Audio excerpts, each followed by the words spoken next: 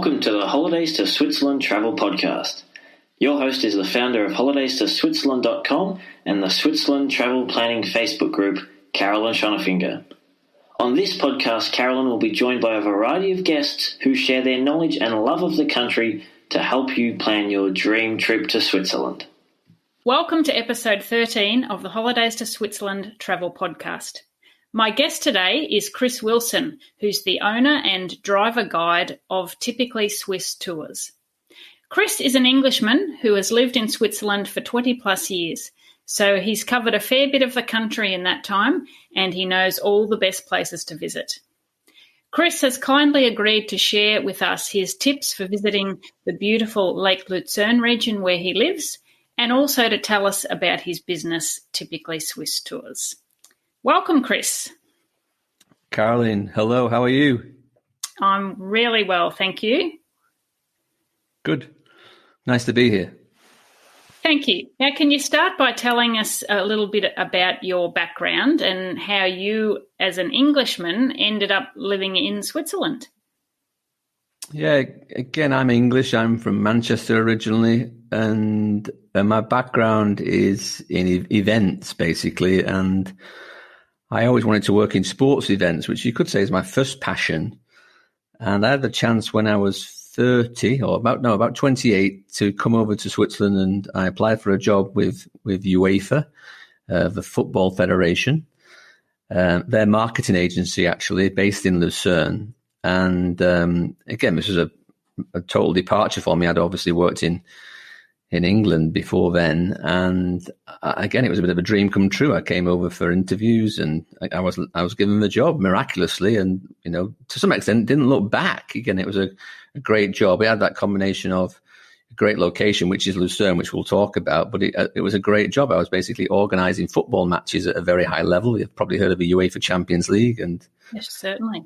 I travelled around Europe and doing everything apart from playing the game to some extent. The you could say the stuff behind the scenes on the commercial side and the sponsorship side and ticketing and broadcast and media, and it was wonderful. I worked all over Europe, and I had the benefit of coming back to Lucerne and Switzerland, which again is just simply a stunning country and a stunning location to live. So I was very happy for a number of years until things changed, and then we had to look at other options, which I think was around about 2013. Okay. Now, Lucerne features on many people's Switzerland itineraries, and rightly so, because it really is a beautiful city. Can you give our listeners your top picks for what they really must see and do when they visit Lucerne and the surrounding area? Yeah, I think if you just branch out a little bit, they call it the Lake Lucerne region, and Lake Lucerne's a big lake. It's probably like the third or fourth biggest lake in Switzerland, and Lucerne is obviously on Lake Lucerne. And central Switzerland is a magnet for both international tourists and the Swiss themselves. They consider it the home of Switzerland. It's where Switzerland was founded in 1291. And just a very beautiful area. I mean, you could run out of adjectives to describe Switzerland and the Lucerne region. But Lucerne itself, I always say to my clients, has got that mix of the geographical location, which is actually on the lake, of course, and it's on a river, the River Reuss, which flows out of Lake Lucerne and cuts the city in two. And it's surrounded by some, magnificent, marvelous, spectacular, breathtaking mountains like Mount Rigi and Mount Stanzerhorn and Mount Pilatus. You could say the house mountain of Lucerne. Mount Tillitz isn't far away. And there's some, absolutely incredible, idyllic, attractive small villages all dotted around the lake, and so you put it all together, and we've not even talked about Lucerne itself. Lucerne itself is a very historical, again, quite small, it's not so big. It's about 80,000 people. It's on both sides of the river, as I talked about, but very, very historical, very traditional, very medieval, cobble streets, squares, old buildings, again, with the wooden bridge and the churches and the Lion Monument. I mean, there's loads to see in Lucerne. There's plenty of museums as well. So if you are coming to Switzerland, I would definitely strongly recommend, as you said, Caroline, spending at least, 3 or 4 days in Lucerne. I've spoken to loads of people quite a lot of them, the Viking crews have come down from, say, Amsterdam into Basel, then come into Lucerne as an extension. And they say Lucerne was by far and away the highlight of their holiday. And they've all traveled down the River Rhine, of course, and checked out some beautiful places like Strasbourg and Colmar and Germany, Heidelberg, etc. But, a lot of them will say that Lucerne was a highlight. And for good reason. It's a beautiful place and well worth a visit, as I say. Yeah, it really is. And you mentioned the history and all, the cobbled streets and the medieval part of Lucerne. But there's also things that appeal to people who like perhaps more modern things too, isn't there? Yeah, I think you've got that mix. Clearly, the city, you could say large town, dates back to around about 800. A lot of the medieval buildings are just very, worthwhile to walk around. The bridge goes back to, I think, 1330, the water tower to about 1300, the city walls again. All these things I don't think you can ignore. That's part of the heritage and the fascination and the fixation and the attraction of Lucerne.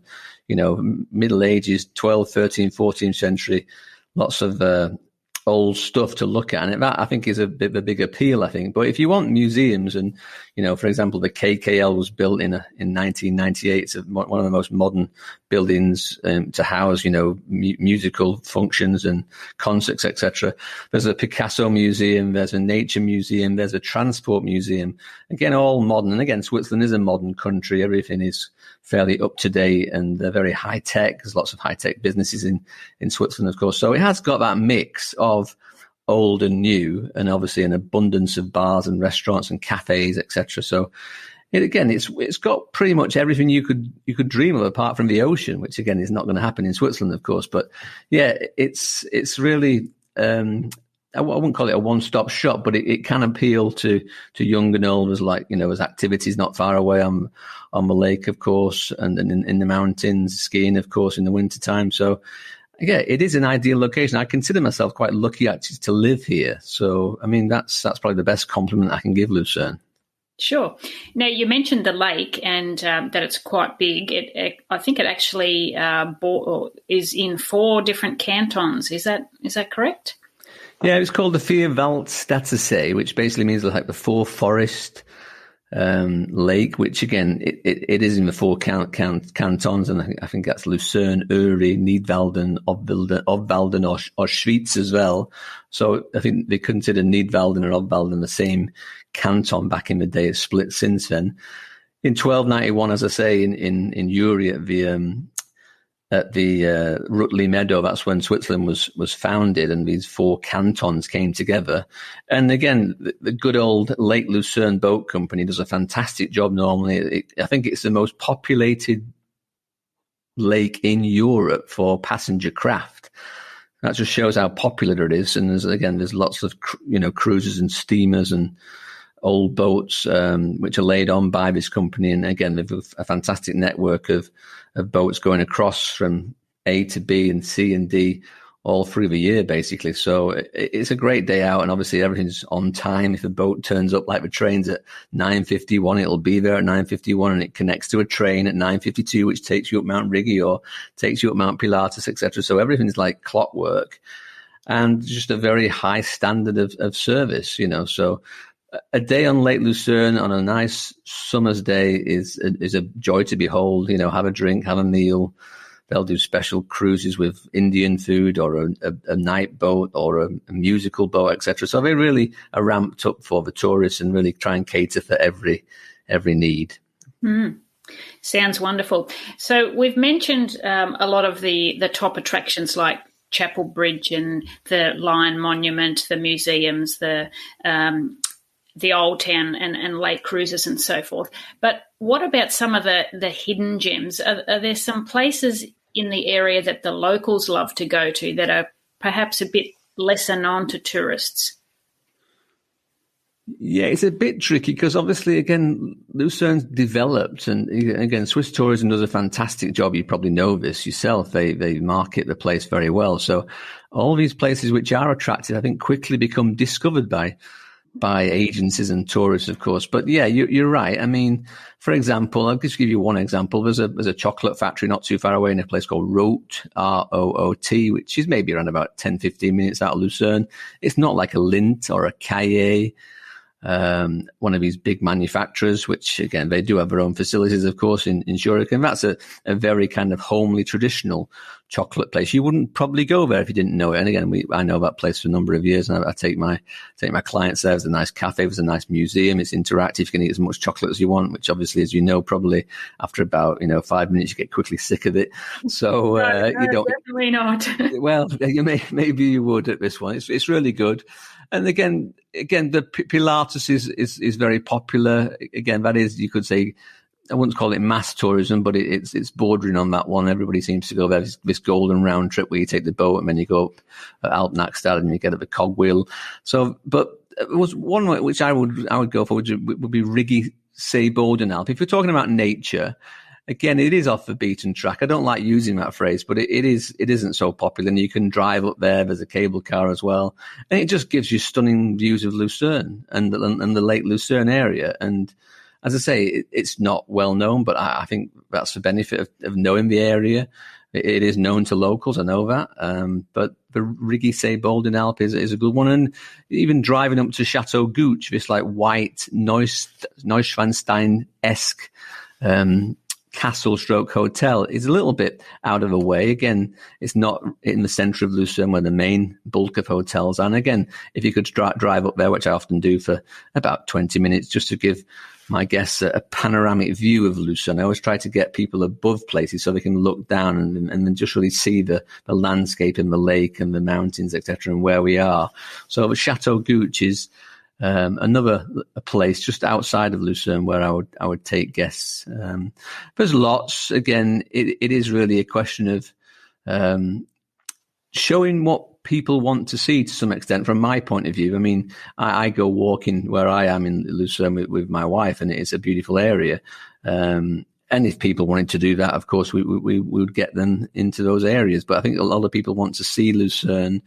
But again, personally, I'm very open to requests from people if they want to do something a bit different or totally away from the crowds, of course. Okay, great. So that really brings us into the next topic, which is typically Swiss tours. Now, I looked on your website and I believe that you started the business in 2018.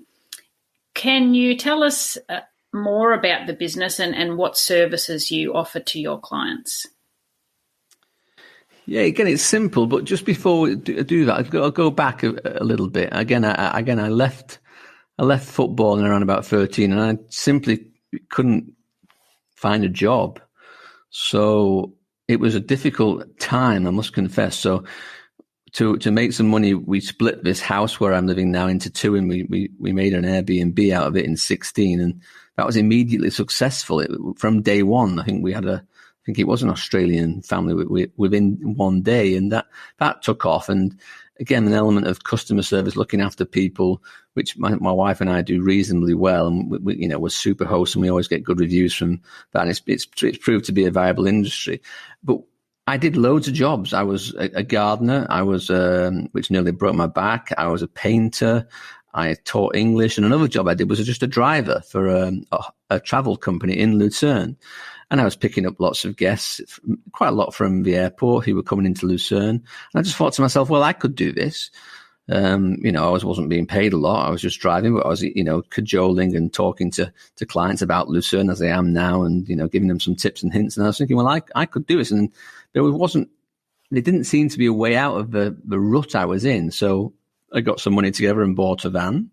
And the answer to your question is just basically for now, me and a van. So my partner is a van, so it doesn't speak back to me. It doesn't give me any grief unless it breaks down. Touch wood, it's not broken down yet. Not much water cooler conversation then.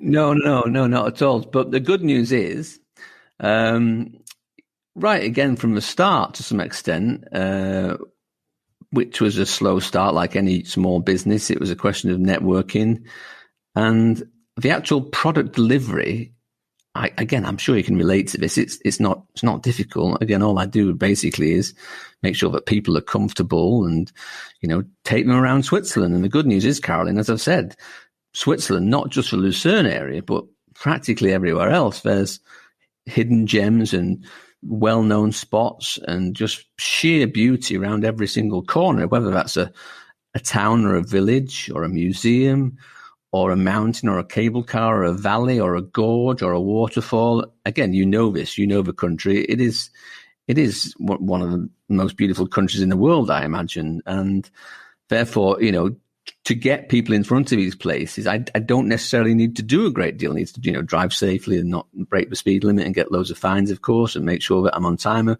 But that's basically it. And I'll try and tailor tours accordingly. So it was probably about 10-day tours, and then there's some multi-day tours, which again, there's a lot of common sense involved. This is not rocket science. It's just basically a guy who's fairly hospitable, friendly, welcoming, knowledgeable, can get on with people reasonably well, making those contacts. And as I say, the delivery element of the job is not the issue. The issue was finding people and networking and marketing, like most businesses, of course. And it was going extremely well, of course. And 2020 was going to be a really good year. There was lots of bookings in the book. And then obviously, what happened, of course. And to some extent, we're now back to square one.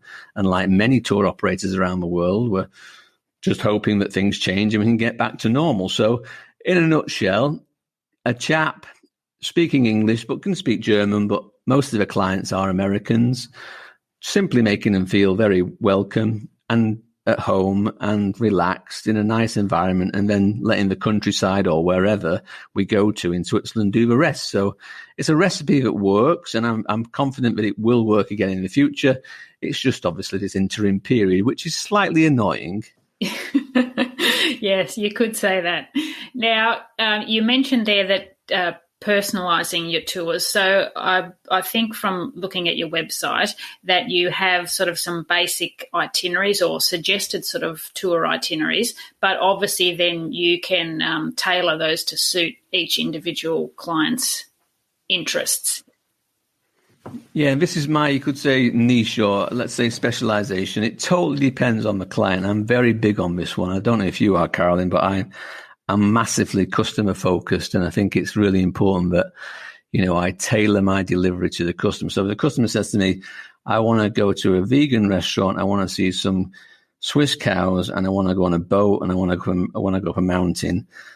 It's not for me not to do any of that. It's for me to take them to a mountain, to take them to a restaurant that has vegan food, to take them to see some cows. So it's very simple. And I will obviously work with the client. And what I will do, which I think is really cool, actually, because of modern technology and because of, this Zooming and Skyping, etc., I will try and get hold of that client as and when I can do before the tour starts. That could even be 6 months ahead of time. And I will plan the tour with them. And I'll try and get to know them, because remember, I'm spending about 9 hours minimum on a day tour, and it could be a full week with them as well. I've done that before a few times, and it's been enjoyable because you really develop relationships with people, and people tend to be in a good mood. They're on holiday, of course. So, obviously if you provide them a service and you provide them with entertainment and you provide them with value, these are things that are absolutely crucial to any business, I think. Yeah, and I think I've got it right in that sense. So I will develop a relationship, and there's been many examples where I've really, I think, gone the extra mile to make sure that people are totally satisfied. And the biggest thing I would say is when they get out of the car, whether it's after day 1 or day 5 or whenever, they simply can say, that was cool, we had a great time, we got value for money, and Chris isn't a bad lad either. Excellent. So what are some of the most popular destinations or the most popular itineraries that you take clients on? Yeah, the two big ones are the Lake Lucerne region, which again, for me is quite simple. I'd mix it with a trip up a mountain. You could say it's Switzerland in a day. And I think if people are on a not necessarily a budget, but on a time budget, they probably want to pack in as much as Switzerland as you would do if you went to Paris, for example. If you went to Paris, you'd go to the Louvre, you go to the Eiffel Tower, you You go to the Champs-Élysées, etc. It's the same in Lucerne to some extent, but it's only small. So what we try and do is I try and mix it. So we take them up Pilatus, and they can have, some food up there. They can go on the cogwheel and go on the cable car. Hopefully it's a nice day. They can look at this stunning, marvelous view across Lake Lucerne and the Alps, looking south towards the Alps. And again, that let's say about half a day. And then we drop back down into Lucerne. We'll walk around Lucerne. We'll check out the wooden bridge. We'll go to the Lime Monument. We'll go to the Jesuit church. We'll go along with Royce, etc., etc. And then we might just pop in a chocolate factory as well. And as you can see, it's pretty jam-packed. It all depends on the client, of course. If the client wants to go slow, we'll go slow. If a client wants to see as much as possible, and again, I gauge that, and I've probably gauged that maybe 6 months out, and I've said to them, what's your mobility, etc. These basic open questions, which are really fundamental to a tour operator's itinerary and how he plans the day. So try and get that right. So that's one element, which would just be, say, Riggy, Stanzerhorn, Pilatus. I know all the mountains. I get them up there with a reduced rate, of course. Again, the weather's important. When we drop into Lucerne, maybe a chocolate factory. And the other one, which is probably even bigger than that, is this area called, I know you like this area, it's called the Best of the Bernese Oberland Tour. And it's a cracker. It is absolutely, it's a great day out. I mean, I'm not so big on natural beauty, or I wasn't before this, but this is a stunning day out. It's simple. It's jam-packed full of absolute natural beauty. Again, I wish there was other words for it, but it's mesmerizing, it's magical, it's mystical, it's stunning. It'll take your breath away, and I'm not joking. Some of the places we go to, such as, we'll go over the Bruning Pass, we'll drop into Meiringen, we'll go to the Ara Gorge. The clients will walk through the Ara Gorge, this limestone gorge. It's about 1 meter wide at some points, for cobalt water going through there. I'll pick them up the opposite side. It is stunning. It really is, a feat of natural beauty. We'll drive into the Giesbach, into the Giesbach Hotel, and we'll go under the Giesbach Falls, this big waterfall. It must be at least 1 mile high over different kind of terraces. We'll walk under the Giesbach Falls. And again, in the summertime when the snow's melting, it is amazing. It's so powerful. The flow of water is amazing. So that is something I'd recommend people to do. The Giesbach Falls. We'd have lunch at the Giesbach Hotel. They'd always reserve me a table there at the Giesbach, and overplate people very well. And that overlooks both the falls on the left side and Lake Brienz on the other side as well. So it's a stunning location outside on a terrace for some lunch. Great food, great service. They look after us because I'm always there, basically. And then we'll drop back down. No, that's wrong. I will drop back down, but I'll leave the guests. I get them on the funicular, which goes down to the lakeside. There's about 11-minute little boat ride across Lake Brienz into Brienz. We'll have a walk along the promenade at Brienz, this wood carving little village, which again is right on Lake Brienz, which is a fantastic lake, crystal blue.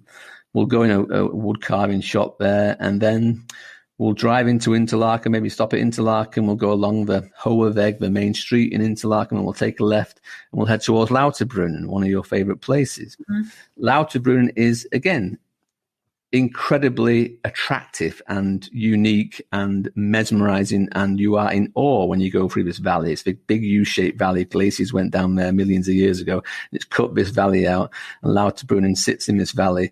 The Staubach Falls are there, about 300 meters high, waterfall, very wispy.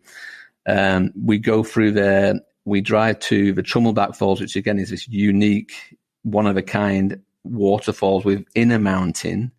Again, the water power, like the Giesbach Falls, especially in the summertime, is just huge and powerful and loud, and you get wet, etc. So that is something. And then to end it, this is around about 4, 5 o'clock. We'll come back down. We'll drive through Lauterbrunnen again, and we'll take a left and go up to Isenfluh in the car. Isenfluh again is cool, and there's a nice place to stop there. But you can go one step further you get to Sulwald. You go on a little cable car, which is actually made for 6 people or a cow, it says. 6 people or a cow. So you can go up this little cable car. And there's a little Stubli, which is like a little bar restaurant, tiny little thing, owned by 2 people, Romeo and I think she's called Sandrine. And again, a glass of wine, a beer, overlooking the Monk, Eiger, and Jungfrau, or Eiger monk and Jungfrau in that order on a summer's day is a must. You've got to do it. It is absolutely a must. You cannot miss this out. I've had guests say to me, this is the best place I've been in my life. And these people, they're, wealthy American travelers, they've been around the block. Believe me, they've been all over the place. And they say to me, this is it. This is the place I want to come to again.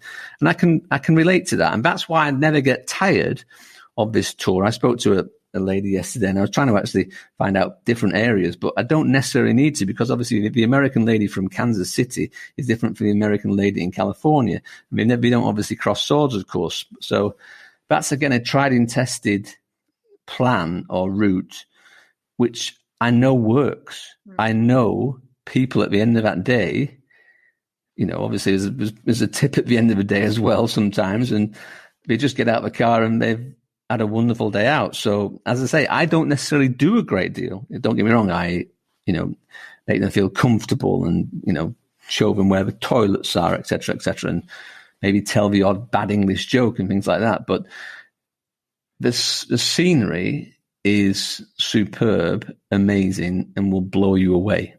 Simple as that.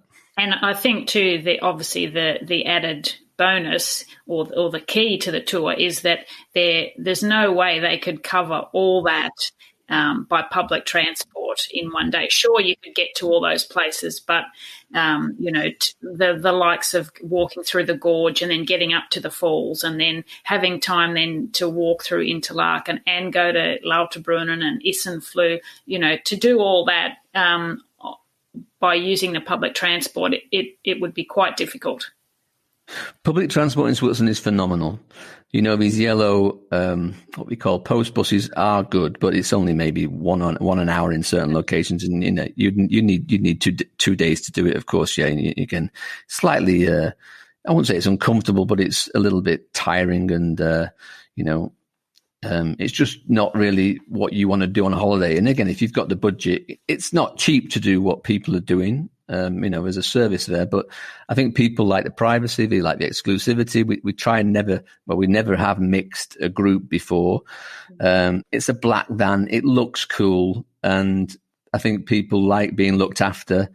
They like the fact that there's somebody who's genuinely, and I mean this, who's genuinely into them and focused totally on them, so that they cannot not give a good review. They cannot, you know what I mean? So that's why I think there's a degree of success in this kind of attitude, which is a big part of a business, a big part of a job.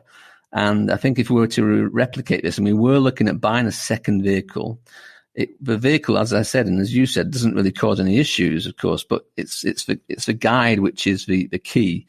I'm sure you may have been on some guided tours where the guide's been excellent, but by the same token, Carolyn, I've been on some where the guide's not been so good, of course. So that's really the key for me. And providing value, as I say, it's not cheap. We're looking at around about 1,000 francs a day. I'll be honest with you, but when you consider that there's a lot of time invested pre-tour and then on the tour, and again, a lot of the guests are still, you could say, colleagues, friends, contacts. Even now, obviously with Facebook and social media, it's very easy to keep in touch with people. And, over 9 hours or, 3 or 4 days, of course, in general, I'm not saying this is the case of everybody, you can develop some really nice relationships. And I think people like that element as well. They don't want to, in some cases, know everything about every single building in every single village. They just want to be entertained and relaxed and looked after, which is the philosophy of the company, you could say. Yeah, and that cost that you mentioned, that's not so if you had a family, for instance, or a group of 2 or 3 people travelling together, that's the price for the group. Is that correct? Yeah, it's basically 900 francs for 1 to 3 people. Sure. So for a couple, and then it would be about 1,000 for 4 to 6 people. So if you've got, even with a couple, but for doing all that in one day, it really is good value. Yeah, and what I try to do, Carolyn, is I don't try and take them to Jungfrau on top of that. Jungfrau, as you know, is 200 francs a head, and the weather might not be nice, of course. But when you consider that 4 people going up Jungfrau, it would be 800 francs, and plus the day, I would go free. I know Jungfrau, like with most of the mountains.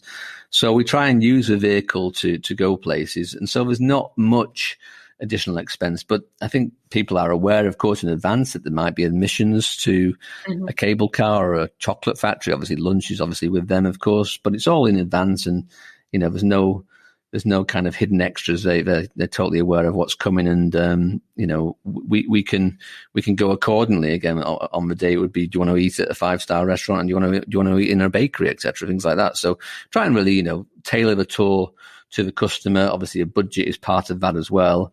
A lot of these guests, of course, are high rollers and wealthy, so they want to enjoy their holiday. They've maybe worked hard during the course of the year. Of course, they don't want to cut any corners, and that's fine by me as well.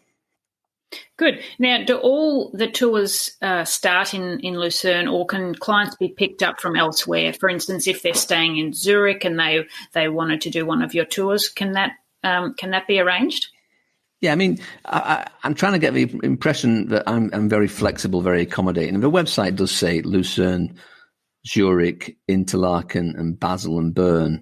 But if somebody said to me, I want to be picked up in Zug or in somewhere close to, I wouldn't say Geneva might be a little bit far. That's a good 3 or 4 hours away, of course. But again, I'm very flexible. But obviously, most tourists will stay in those big centres, and I can quite happily pick them up from there, of course. Yeah, not a problem.